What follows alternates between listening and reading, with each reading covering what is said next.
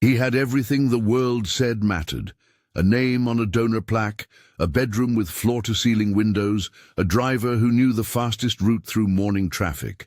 The house smelled faintly of citrus polish and new leather.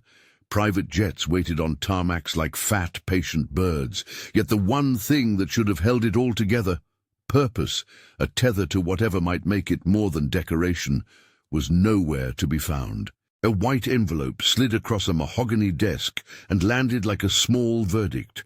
18100, in red ink, the number a bright, accusatory stain against soft cream. Lucas Reed looked at the score as if it might rearrange itself into something softer, 81 perhaps. But the paper did its work. He had known the grades were bad. He had known his scholarships were talk and sympathy, not rescue. What the grades made visible brutally was the shape of his life, an accumulation of favors and indulgences that didn't add up to a life he could call his own. His father, Charles Reed, did not yell. He rarely did. Charles had learned early that anger left fingerprints he did not care to reveal. Instead, he cultivated an economy of gestures: the contract, the curt email, the removal of a name from a list, the closing of a checkbook. In less than a week, the chauffeur was reassigned, a corporate card deactivated, access to a dorm suite rescinded. Privilege was a currency Charles administered like a board meeting. Lucas, child of every comfort, found himself empty-handed in the ledger that had always defined him. On the morning everything changed, the campus was wrapped in fog. The mist sat low over the quad, turning the brick and the flagpoles into suggestions. A row of street lamps bled like candles through the haze. Lucas walked with his hands in his pockets, wrapped in a jacket that cost more than some students' rent, and yet the jacket could not stop the cold that had nothing to do with weather. He found Evelyn Wallace by the band practice room, kneeling on linoleum, mop in one hand, blue-bound book tucked beneath her arm like a secret. The mop bucket sent a small, dull splash when she shifted. She looked like every other janitor at first glance. Plain coat, sensible shoes, hair pinned back, but when she spoke the voice was precise, the cadence of someone who had spent years shaping sentences in lecture halls rather than pushing carts through corridors. "The only true wisdom," she said, not looking up, "is in knowing you know nothing." It was a sentence Lucas had heard in paraphrase before, the kind of aphorism that gets quoted on graduation day and then forgotten. But she said it in the hall between science lab posters and the vending machine, in the ordinary light of a school morning, and the words landed like a small stone in a pond he had not known existed. The ripples were immediate, a shame he'd ignored, a curiosity he'd never permitted, an unease that finally began to feel like a friend. "Evelyn?" he asked, because he needed something to say that would smooth his sudden exposure. Her name seemed to belong to a different life, one with a blue-bound book, a library routine, late-night grading. She looked at him then, and for the first time someone really looked. There was a quietness in that look, like someone shutting the door on a room so you could step inside and see it for the first time. "You're not the first to think a tutor is a coat to wear," she said, "but clothing won't teach you to stand." He laughed before he meant to, a small, bitter sound. He expected pity, the charitable sympathy of someone who knew his story at second or third hand. Evelyn's face did not offer it. She folded the mop with a practiced wrist, wiped her hands on a towel and said, "Leave your pride at the door. That's my rule. If you can do that, I'll teach you. If you can't, you'll be wasting both our time." It had come to that. This was where the ledger demanded ripples. Lucas had tried tutors, apps, test prep centers with glossy brochures and smiling faces. They had not managed to teach him what, in the quiet, he now realized he desperately needed. How to listen to a sentence and feel the weight under its phrasing. How to let someone refute you without regard for your comfort. How to uncover questions you did not know you were avoiding. There was something tender and hard in Evelyn's tone, a former professor's rigor wearing the unpretentious clothes of someone who moved between rooms, scraping gum off the undersides of chairs.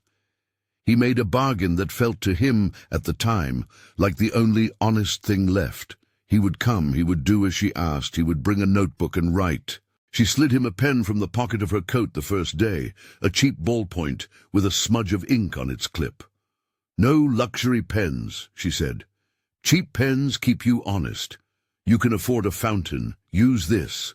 Lucas would later learn that every piece of her teaching was calibrated to remove the trappings, materials she could play off as indifferent, so that the students had to put substance under their hands. For now, the cheap pen felt like a small humiliation and an oddly precise invitation. He accepted it because he had little else to accept. Their work began as ritual. 6:30 mornings with the fog still warm around the trees, Evelyn moving between stacks with the mop bucket parked by the reading chairs, Lucas with a battered notebook folded at the spine. The notebook's cover was a soft grey that had lost its original texture. He bought it at a discount shop because part of the bargain with Evelyn had been that they would not dramatize the classroom. Learning would happen in quiet, not under lights. He learned to arrive early, to let the campus open around him like a book he needed to read from the middle rather than the front cover. Evelyn's lessons were small and surgical. They were not about memorizing formulas or parroting dates.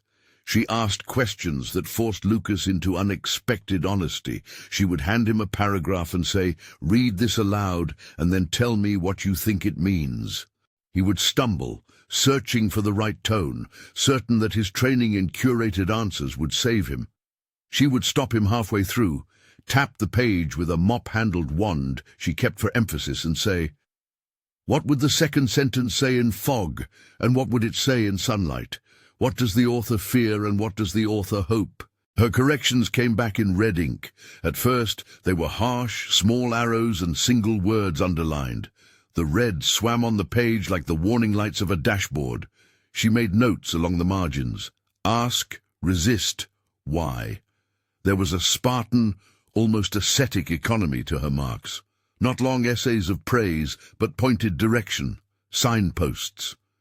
It was harder than he expected to have things you had said taken apart by someone who did not bow to your name. He learned the smell of the red ink, the metallic tang, the sting when the pen tip broke the skin of a sentence. Outside the ritual, the world continued its old work.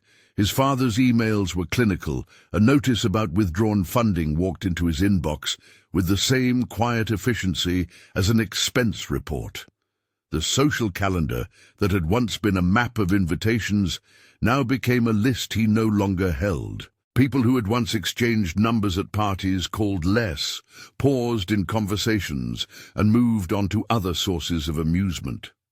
Lucas flinched, as if social warmth were a fabric whose edges had been cut. At school, Josh, 2 grades up, but still the kind of presence that could make someone shrink, noticed Lucas's change in hazard lights.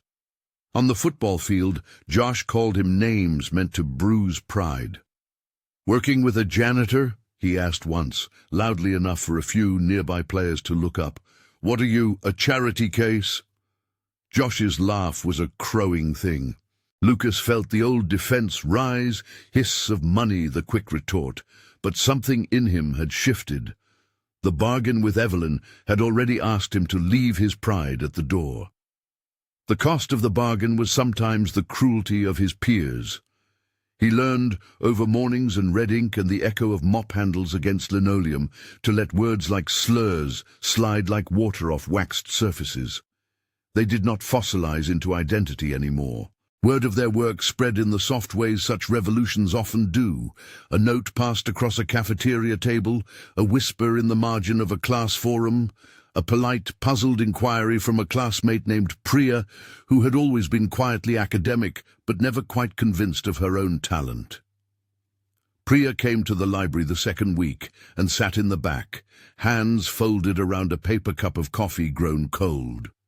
She watched first, and then she asked to be taught. That was how the secret classroom grew. Lucas, embarrassed by the thought of having been the center of someone's charitable interest, found himself doing the inviting. He told Priya the rule. leave pride at the door, and watched as she folded her hands and nodded, like someone who understood the real cost of admission without needing a price tag. They occupied an odd, almost forgotten space of the library, down past the new media center and the glass-walled study rooms. Shelves sagged with books that had not been checked out in years. Dust lay in the corners like a quiet apology. Evelyn liked to sit at a round table by an old lamp. She would open the blue-bound book sometimes. She kept it by her elbow.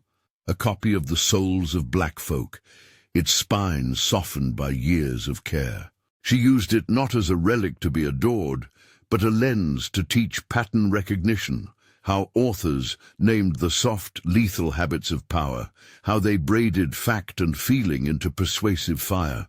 Lucas noticed how she fingered the page edges like someone touching a familiar face. Their sessions ran like a slow montage over weeks. Dawn study, a red-inked page back in his hand, a mop handle tap, a late-night call to say he had written a paragraph and was afraid to show it. The notebook bulged with folded edges. He wrote sentences that felt like echo chambers, then watched Evelyn force air through them until they carried meaning. She asked him to write letters he would never send, apologies to a friend he had forgotten, thank-you notes to people whose help he had taken for granted, essays addressed to himself. She made him undercut his own assertions until he could stand behind what remained. Small victories arrived like weather. A paper he thought mediocre came back with less red. Priya, who had been on the edge of retaking calculus for the third time, turned in a problem set with tidy proofs. She smiled in a way Lucas had never seen, sharp, surprised. "You were right," she told him once when they packed their backpacks after an evening session. "Not about being smarter, but about how we listen." These were not triumphs that issued press releases. They were the quiet kind that reorganized the furniture of a person. Once, Lucas walked past the janitor's closet and saw Evelyn folding a rag with the same care she used on the blue-bound book, and for the first time he registered the courage of her presence, someone who had been stripped of public office and yet continued to teach in hallways, moving between spaces that had once had more dignity. There was a small rumor, half fact, half town whisper, that she had been pushed out of a college for blowing the whistle on plagiarism.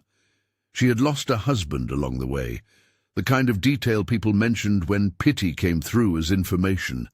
Lucas kept these fragments like stones in his pocket and did not attempt to assemble them into a mosaic she had not authorized.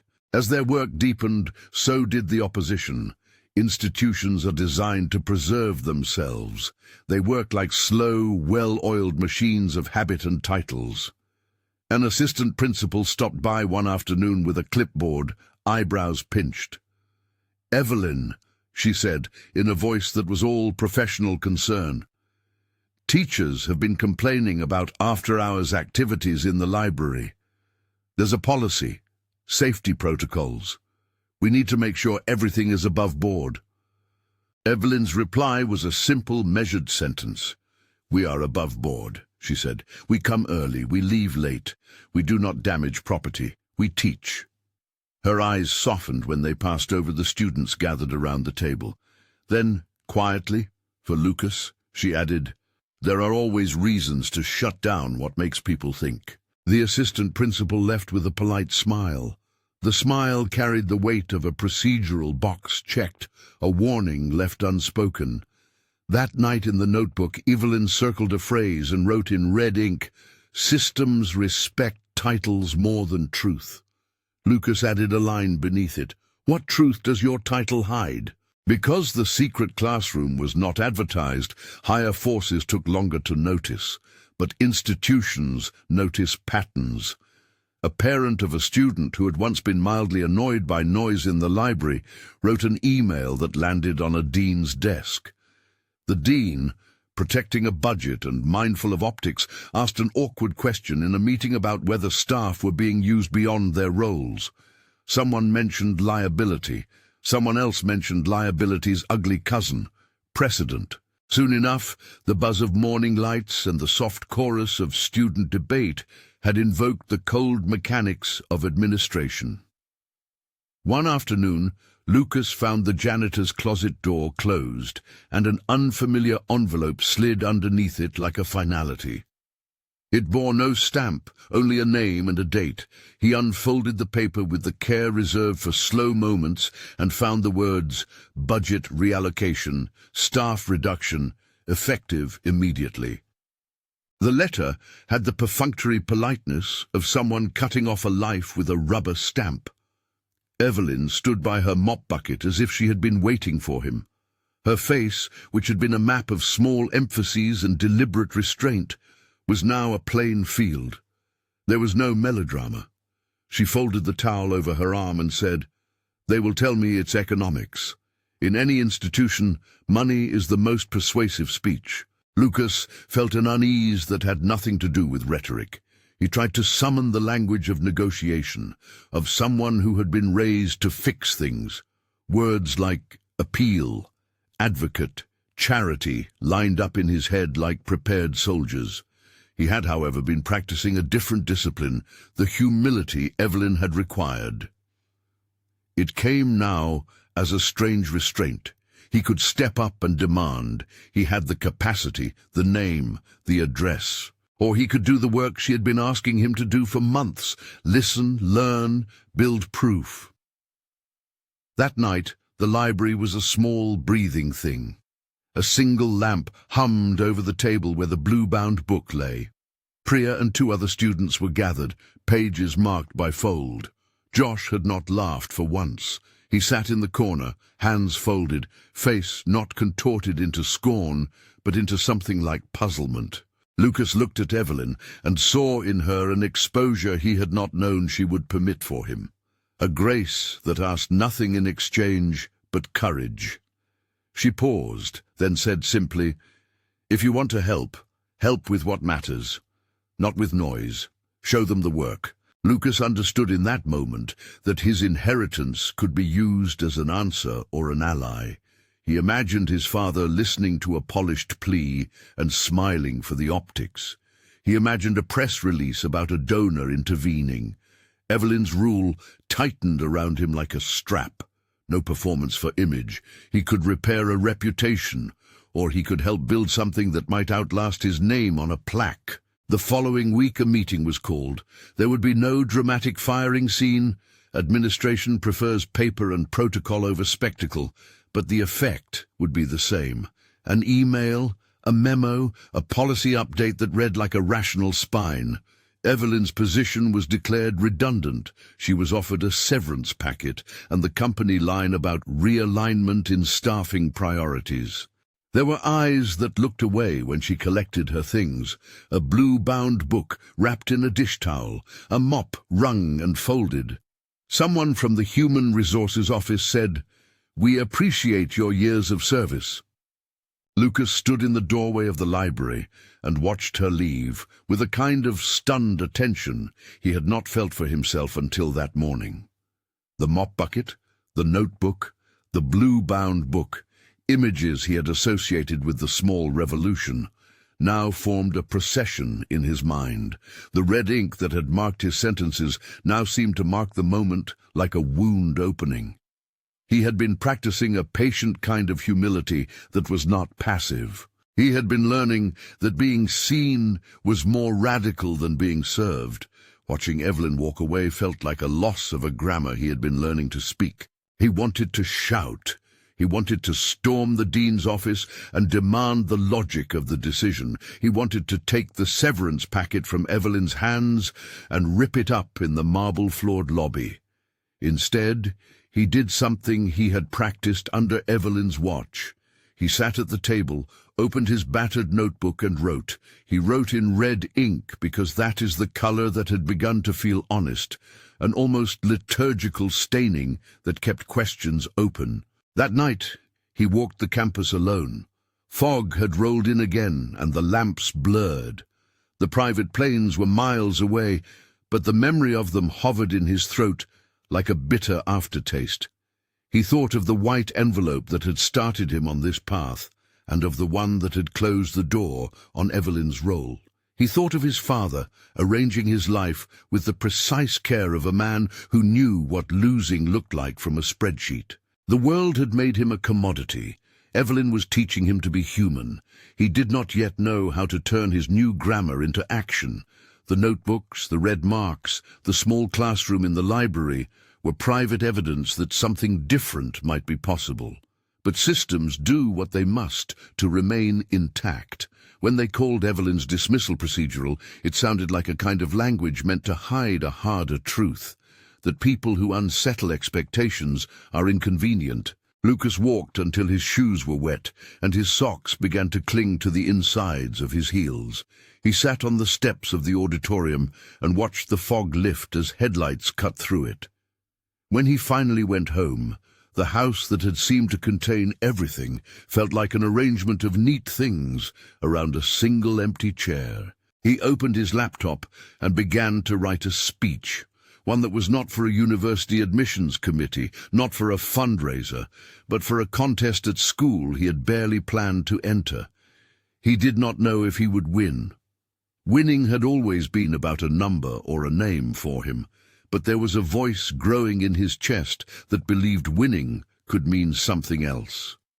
Admitting you had been wrong, naming the person who had taught you, asking a room full of people to look at the unseen. He worked on phrases in his notebook by lamplight. He quoted lines Evelyn had used, though he did not yet know how to give her the credit without making the moment a spectacle. He thought about publicness and private work, about the fear that the world would turn the quiet of the library into a headline and spin Evelyn into an absurdity or a saint. He wanted the truth to travel without being bent into something it had not been. The days that followed were brittle with a kind of expectancy. Students who had once drifted past the library now came to sit on the steps and whisper. Priya sent him a message, the sort of short, efficient note she typed when something significant needed to be conveyed. "There's talk about a speech contest," she wrote. "You should enter, for what you say, for who you might make seen." He thought of the blue-bound book, and the mop and the red ink, of how small rituals had made a room into a laboratory of transformation. He thought of his father's quiet economy of gestures, and how different it would be to ask for a restoration not in money, but in recognition. He imagined, absurdly, his father in the back row, surprised, folded into a new awareness. That image felt fragile as glass. Lucas did not yet know the mechanics of what would follow. The institution had other plans. Officials began to circulate new memos about after-hours gatherings. Someone called the local paper to question whether the students were supervised. There were whispers about inappropriate contact and overstepping roles. Lucas kept his mouth shut and his pen moving. Red ink had taught him better than rhetoric.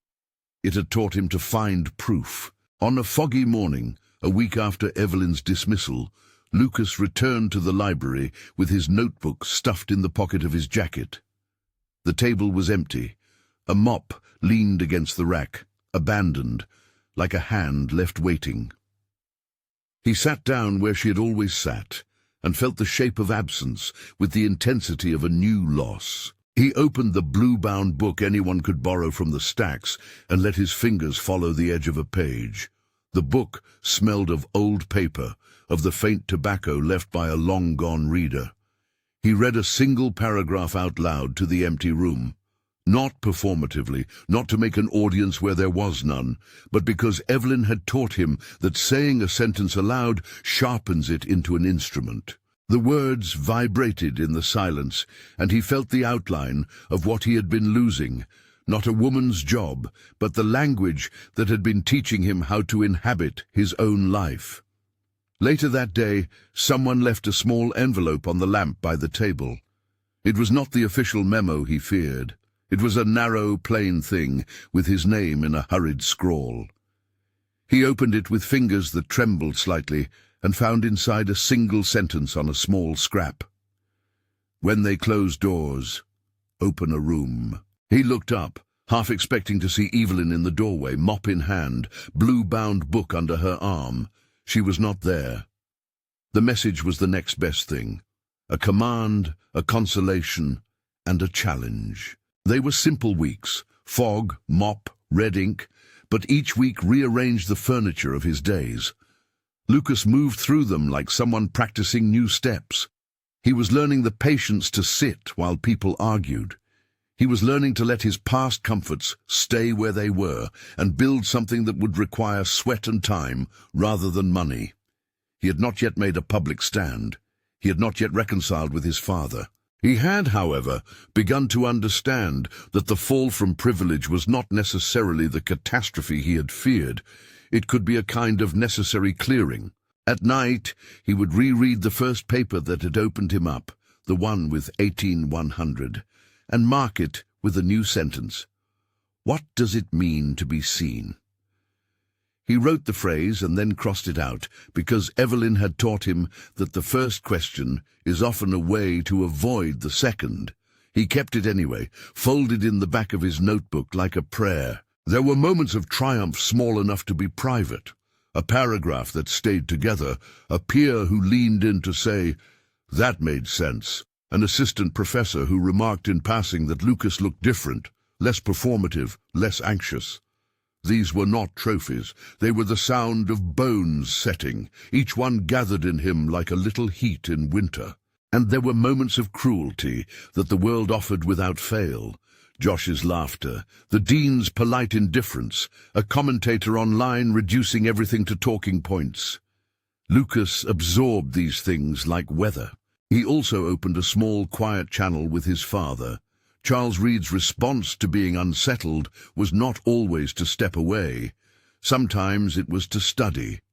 He sent a brief message after Evelyn's dismissal, a neutral inquiry. Lucas drafted a reply that said simply, "I'm learning. Can we talk?" He did not want to be a plea for funds or a performance. He wanted to be seen by the man who had always measured love in ledgers and watched currencies of affection. That exchange lingered like a door half open. Charles's reply arrived days later. "Come by the office, we'll schedule time." The words were functional, the syntax of a man who believed time could be parceled and sold. Lucas took the meeting because the story of change required not just the removal of privilege, but the possibility of reconciliation that did not erase the cost of the lessons learned. But the institution was not yet done testing him. The same week Charles offered a meeting, an official complaint arrived, the kind of procedural complaint that can be written to sound grave without stating anything concrete.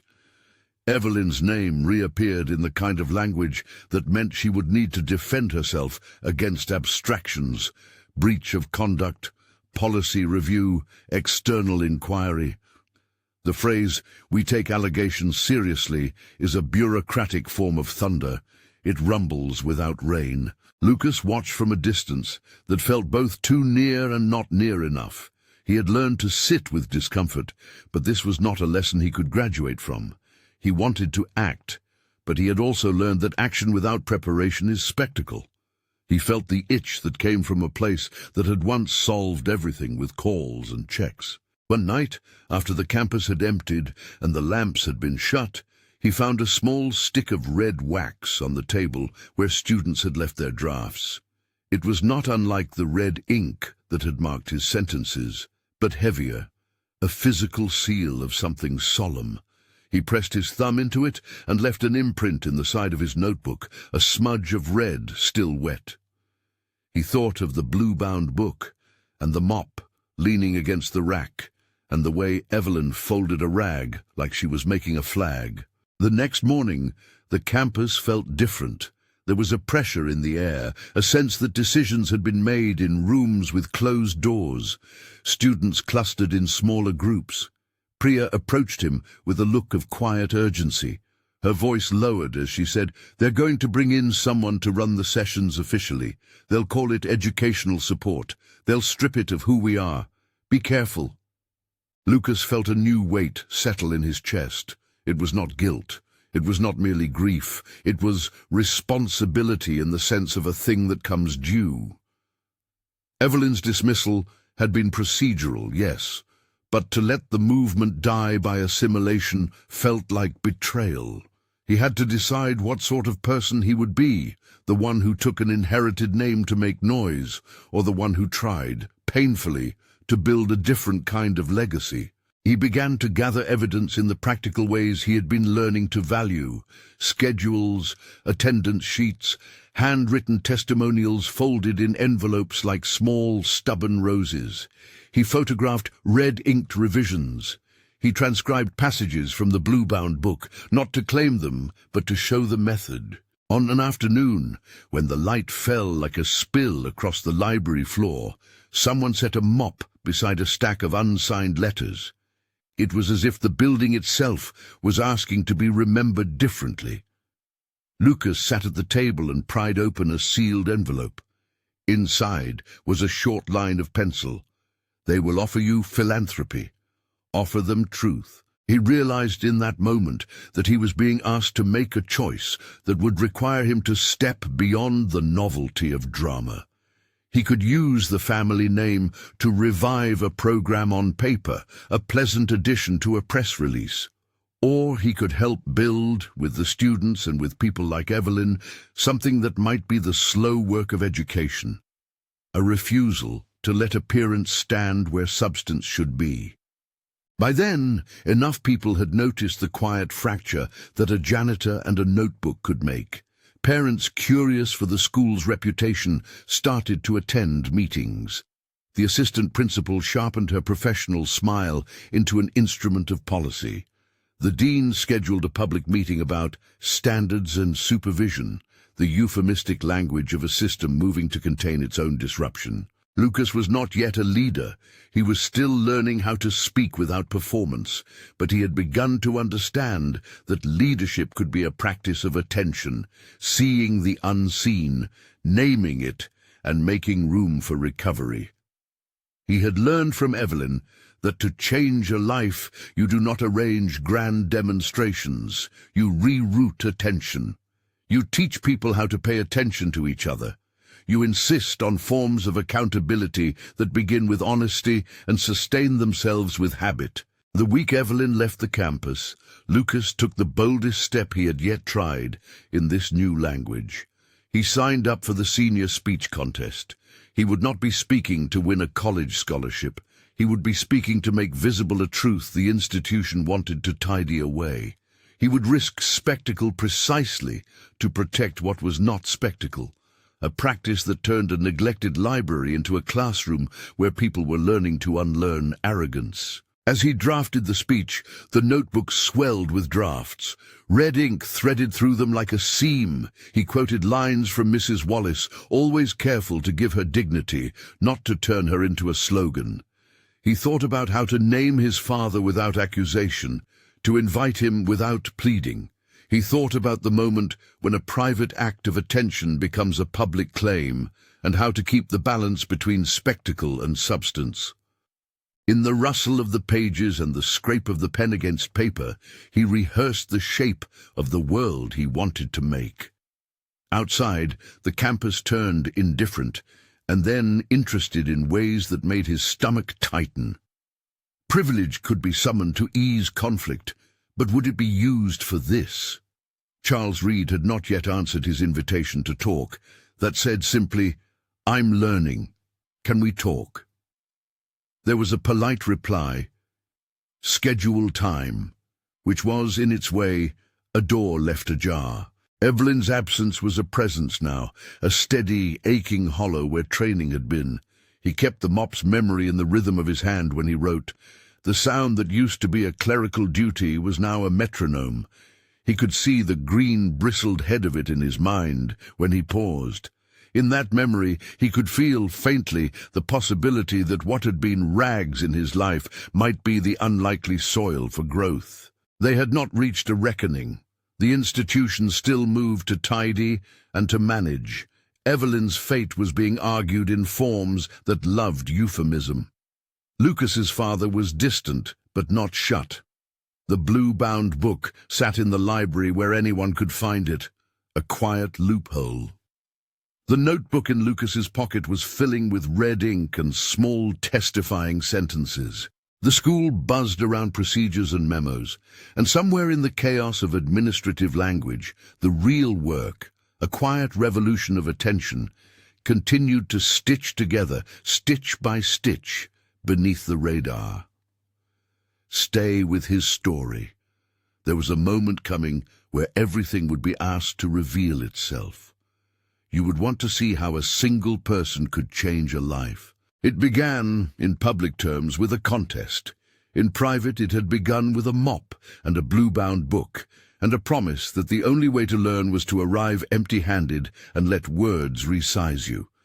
The speech that Lucas prepared was no act of grandstanding. It was an accounting.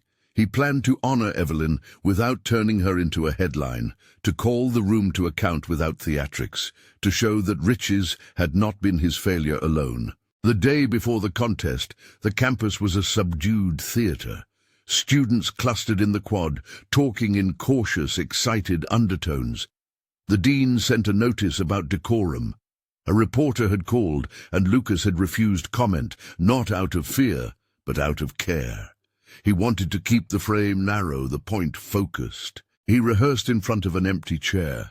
The same chair that had seemed empty in his house, but which now he filled with a person's worth. He said the lines aloud, until the words sat in his mouth like something edible. He kept the red-inked drafts folded in his pocket like a talisman. And then, as contests often do, everything happened sooner and more loudly than anyone expected. A parent unhappy with the prior status of Mrs. Wallace disrupted a meeting.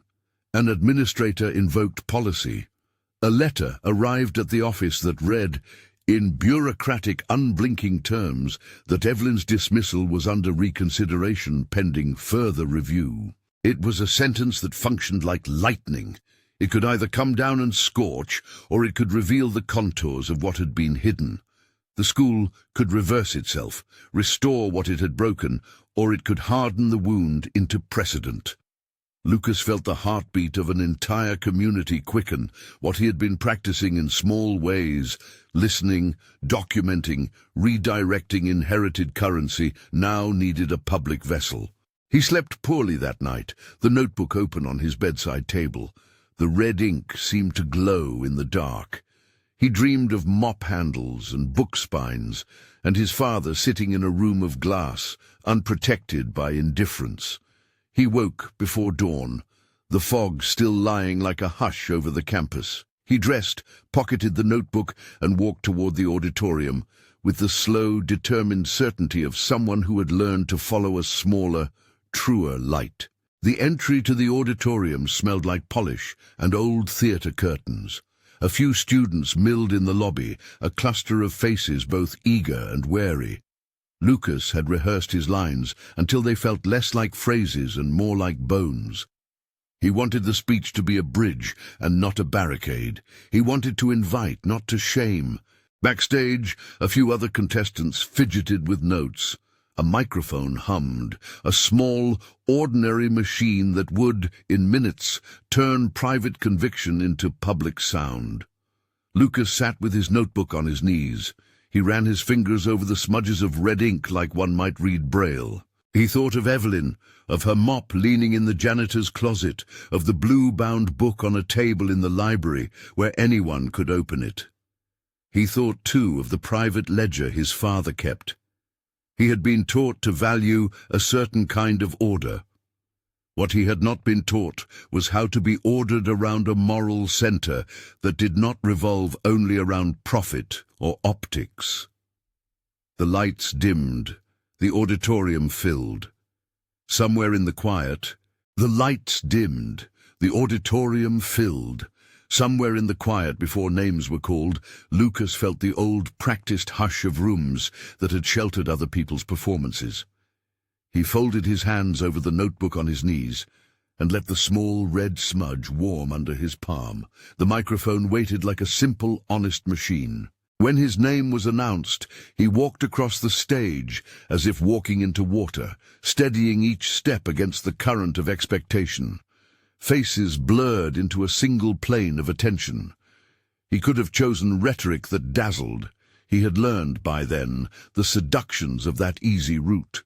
Instead, he opened with a small scene. A mop bucket left in the corner of a library, a woman who read worn pages as if they were maps, a cheap pen given to a boy who had been taught to believe a fountain could buy him truth.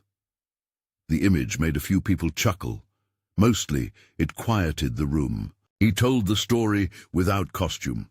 He did not dramatize Evelyn's dismissal. He named it in the sober ledger language it had been given and then refused to be contained by that phrasing. He read lines he had written in the red ink of his own revisions, questions Evelyn had forced him to ask. He did not make her mythic, he made her visible. He spoke of the stolen hours in the library and the way sentences had been turned from sound into meaning. He spoke of Priya's proofs and Josh's bafflement, and the small way a battered notebook had begun to hold a new grammar for being human. At the core of the speech, he paused and asked the auditorium a simple thing: to look at who was in the room and name the person they had not been taught to see. He offered a definition of winning that was not a number or a name on a donor wall. Winning, he said, was when someone else could stop being invisible because you had chosen to notice them. The statement landed not as a moral sermon, but as a practical, awkward demand. Near the end, when he named Evelyn by the name she had given him to use with dignity, he felt his chest tighten. He invited the school to reverse the decision, not out of a plea for spectacle, but as a matter of principle, to let institutions cease excusing themselves behind euphemisms like restructuring, when those words hid the consequences for people's lives. He closed with a short sentence he had practiced in the light of the lamp by the old table in the library. If we want education to be more than decoration, we must learn how to pay attention to one another. Then he stepped back and let the silence spread like a held breath. Applause began, careful at first, then more certain. It was not thunderous, but it felt honest. People stood and clapped, not because they had witnessed a performance of regret, but because they had been asked to witness something they had not seen before. Backstage, Lucas sank into a chair and let the adrenaline ebb. He did not know if the speech would change policies, but he had given the account he had been practicing, factual, humble, relentless in its attention.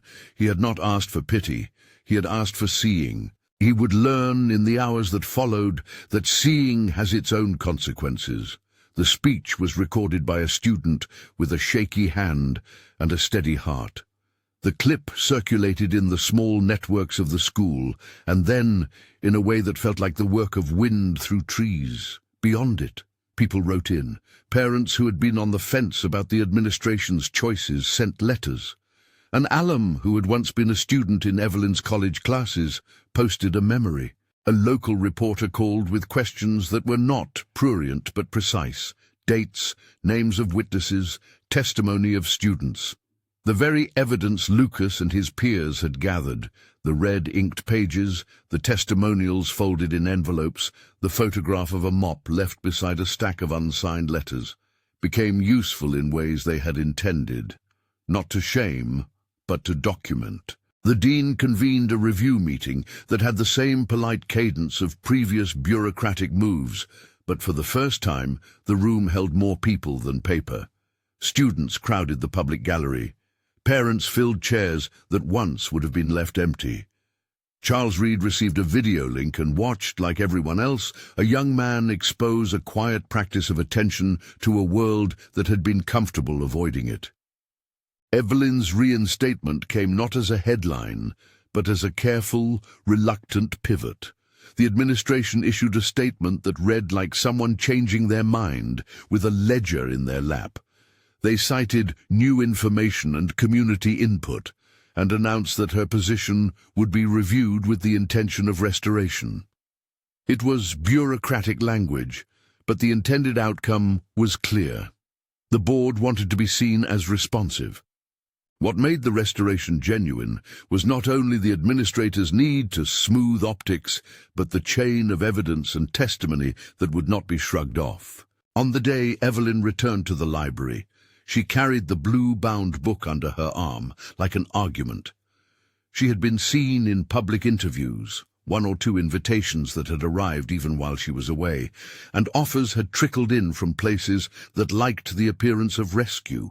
She had refused the easy consolation of vanity. Her terms were precise: recognition of the work she had done, a formal arrangement that allowed students to gather in the library without administrative pretext, and a commitment to address complaints with transparency rather than placation. She did not want to be a figure to be fawned over. She wanted to be restored to the practice she had sustained. When she opened the door to the library, the room filled with the kind of silence that is not empty, but full of the breaths of people who had learned to wait. Lucas stood and felt the old knot in his chest loosen. Evelyn's face was still the map of its small emphases. There was no triumph in her expression, only a plain, grave satisfaction.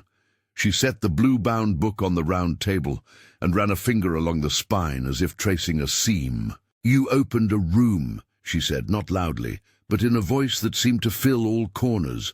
"Don't box it for comfort." Lucas felt the words land like a return that asked him to continue, not to rest.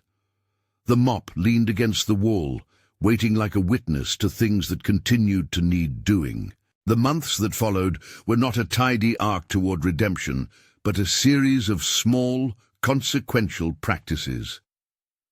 Evelyn's schedules were formalized into office hours.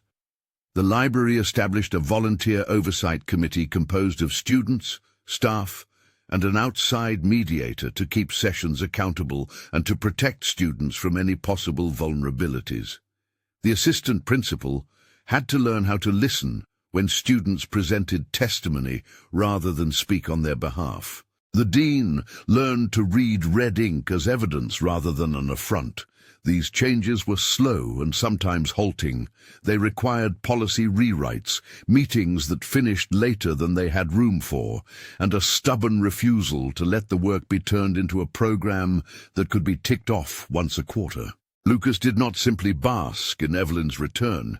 He continued to sit at the table at dawn, lent his presence to the ritual, and kept handing out cheap ballpoint pens to anyone who came with the rule pinned to it. "Leave pride at the door." Priya became a steady presence, no longer a startled newcomer, but a teacher in training of a different sort. Josh, who had started as a figure of pressure, attended sessions intermittently, and though he never became a convert in a quick arc, he found a sentence once that allowed him to loosen his shoulders. Outside of the library, the momentum matured. The video of the speech was shared beyond the campus, picked up by a small documentary site interested in stories of educational justice. People responded not with simplistic praise, but with offers. Venues that wanted Evelyn to speak, small grants that could pay for class supplies, modest donations earmarked for refurbishing neglected stacks. Evelyn accepted some invitations and refused others. She rejected projects that wanted her to be an emblem and accepted those that asked for concrete collaboration. When Charles Reed reached out to Lucas again, this time not with a terse calendar invite, but with a request to visit the library after hours, Lucas felt an old wariness. He had practiced, in the month since Evelyn left, the discipline of testing responses. He agreed to the meeting because he believed reconciliation could not be reduced to an acquiescent bow. They sat in a small back room with a single lamp and a stack of papers between them. Charles's hands, which had once signed checks with the economy of a man who minimized feeling, were now folded in a way that suggested he had been thinking of how to hold questions rather than answers. "I saw your speech," Charles began, with an economy that felt less like detachment than a man rediscovering syntax for a feeling. "It wasn't how I taught you to speak." Lucas listened. He let his father's discomfort sit in the room rather than fill it. He did not want absolution. He wanted engagement. "I don't know how to do this," Charles admitted after a pause. "All I know is how to fix things I can buy. I'm trying to learn what to do for things you can't invoice." The honesty in that sentence landed as an offering rather than a plea. Lucas answered by inviting his father to the library sessions, not as a donor, but as a witness. "Sit with us for an hour," he said. "Listen." Charles came, awkward at first, awkward in the way people are when they try against their training to be small and present. He sat near the back and at times looked like a man in a foreign country reading the signs. He watched Evelyn lead a discussion on a passage from the blue-bound book. On the way, the author traced dignity and the habits of power. The heaviness Charles carried did not lift in a single event, but a seed of recognition took root. He started to ask questions, one or two, that were not about outcomes, but about method. In the years that followed, the practical result of that learning was complicated and beautiful. Charles supported the founding of a community institute with a gift that came with few strings: improvement of facilities, seed funding for scholarships, and a modest fellowship for former practitioners pushed aside by institutional decisions, those who had skills, knowledge, and histories that institutions had deemed inconvenient. He refused to make the institute bear his name. The students pressed him on it, and he accepted their insistence. The institute would be called the Evelyn Institute, honoring the person whose insistence on attention had shaped the work. Charles agreed not because it remedied all mistakes, but because it was an act that moved him toward humility. Lucas declined offers from a handful of elite universities that promised prestige and a polish he had once mistaken for rescue. He chose instead to help design the Evelyn Institute's curriculum, ritualized sessions in which listening and disciplined practice were the subjects, not mere accoutrements. The Institute focused on mentoring, community-engaged pedagogy, and a scholarship program that required fellows to work in local schools rather than leave them. It took root in a refurbished wing of the library building and, later, in a small, repurposed factory space donated by a community partner. The Institute's opening was a modest ceremony. It was not a shrine to triumph, but a recognition that work remained. On Inauguration Day, the blue-bound book was placed on a lectern. The mop lay against a wall nearby, not as an ironic prop, but as an emblem of labor that matters. Priya navigated the soundboard. Josh handed out programs with a roughness that suggested he had finally found a way to be useful without posture. Students exchanged notebooks, the pages full of red ink and tentative sentences that now meant something different. There were parents, a few donors, community organizers, and a quiet cluster of administrators who had once argued for closure. Evelyn stood at the microphone and gave a short, precise speech that contained no grandiose declarations, only a set of principles: attention, accountability, and habit. She insisted on ritual. The Institute would require mentors to teach with the same patience she had demanded. She insisted on humility as practice rather than image. When she finished, she stepped down and walked through the chairs, greeting students by name. Her hand brushed Lucas's shoulder in a small private pledge. "Continue." Charles arrived late and took a seat in the back. He watched as people he had once only noticed for their proximity to his son's life were now carrying the labor of a community forward. When the ceremony wound down, he found Lucas by the round table where the blue-bound book lay. He did not offer a speech. He handed Lucas a small envelope instead, not the kind that closes a contract, but the kind that opens a personal page. Inside was a note. "I didn't know how to see. I'm trying." There was no sweeping absolution. There was, instead, an exchange that felt like currency, finally being translated into a different language. As twilight fell on the opening day, a young student approached the table where Lucas sat and offered him a notebook. It was cheap, edges frayed, the cover a soft grey. Inside, the first page had 4 words, written in a tight, careful hand. "I was seen today." There were a few lines of red ink below, small corrections, tiny emphases. The student's face was flushed with the kind of courage that confesses nothing and offers everything. Lucas took the notebook and touched the corner of the page, as if reading a holy scripture. He thought of the white envelope with 100 years ago, and the way that single number had opened him into this longer grammar.